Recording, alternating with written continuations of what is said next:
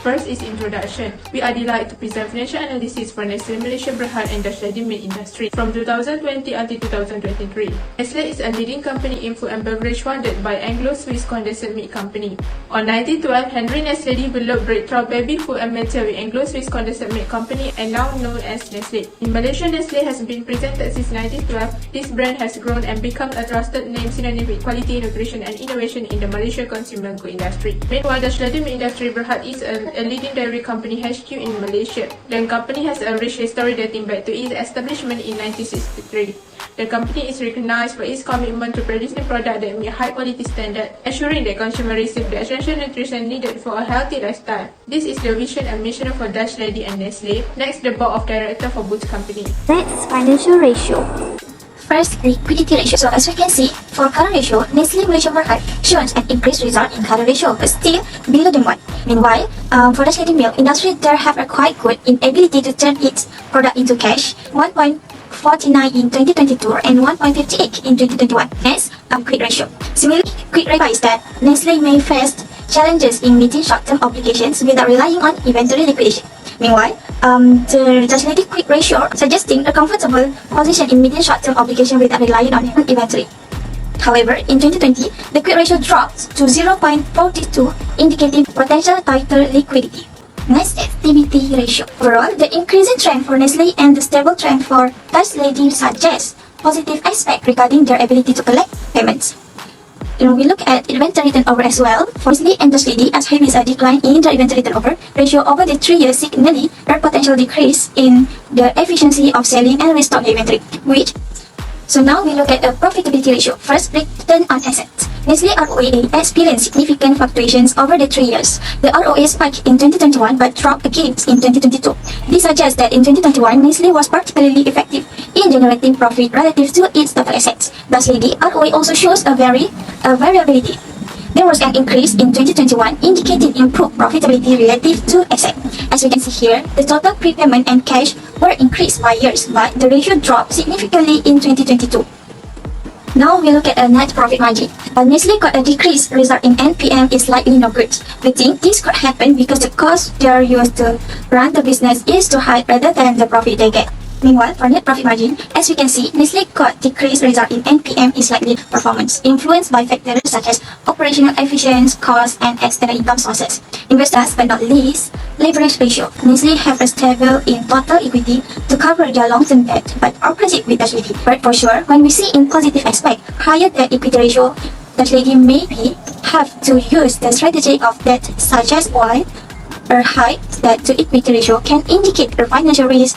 Some companies intentionally use that as a part of their financial strategy. That can be tax deductibility, and if used wisely, it can enhance returns on equity. For debt ratio, overall got that these two companies easier to make financial decisions. They can adapt more readily to change in the market and have more choices for strategic plans without being heavily weighed down by debt burden. As I will continue with the year-to-year change of balance sheet. In 2020, Nestle's total current assets dropped to 4.31%, total equity saw decline to 60.21% in 2020, then rose to 4.59% in 2021, and further to 7.49% in 2022. Conversely, total liabilities decreased to 4.25% in 2021 and spiked to 21.88% in 2022, primarily due to a rise in total non-current liabilities. Then, we will compare with the Dash Ready. In 2021, Dash Ready's total current assets sharply declined to 4.12%, bouncing back to 64.52% in 2022 due to a surge in non-current assets. The total equity dropped to 129.67% in 2021 but dropped to 3.73% in 2020. The total liabilities were 11.06% in 2020, plummeting to negative 4.10% in 2021.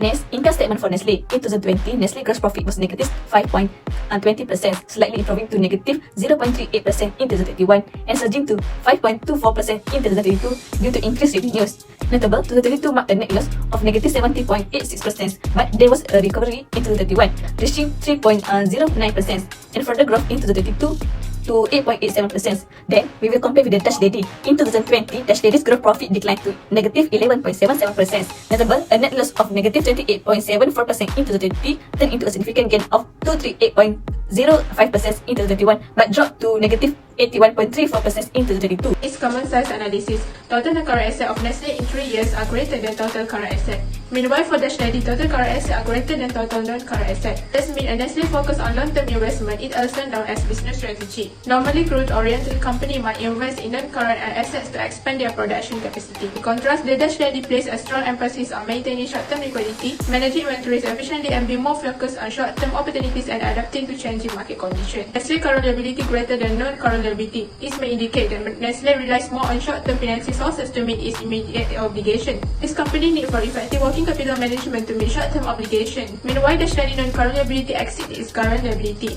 Dutch lady may have secure financing for longer duration, possibly indicating a more stable and long-term financing structure. This may imply a strategic approach to secure stable long-term funding, possibly for capital investment or expansion.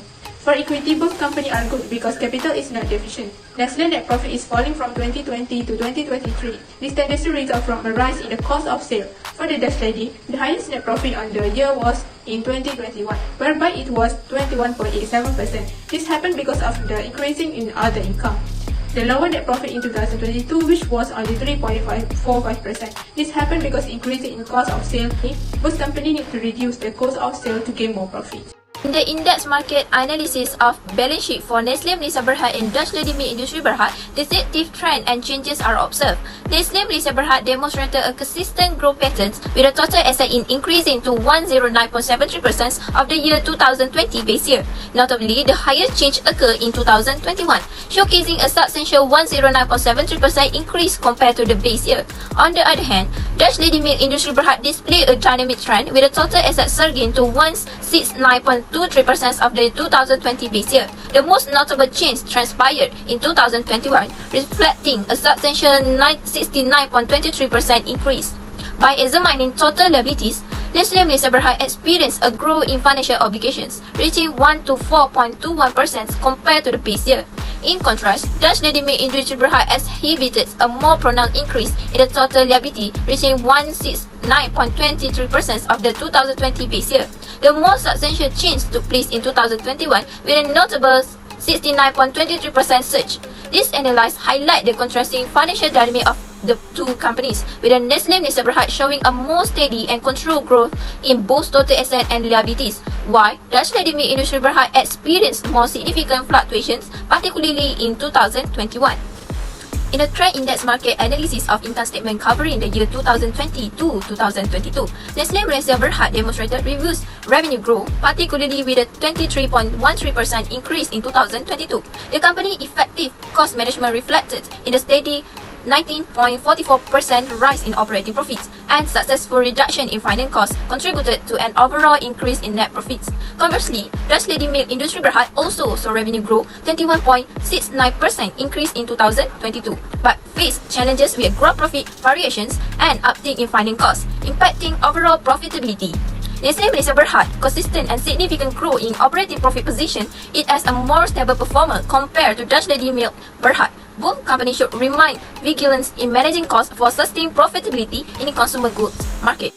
Next recommendations. The recommendation for Nestle are diversified profitability sources, cost management, and liquidity improvement. Meanwhile, for Dutch Lady only is strategic debt use. Then, for both companies are inventory management, continuous monitoring of financial ratios, and communication with stakeholders.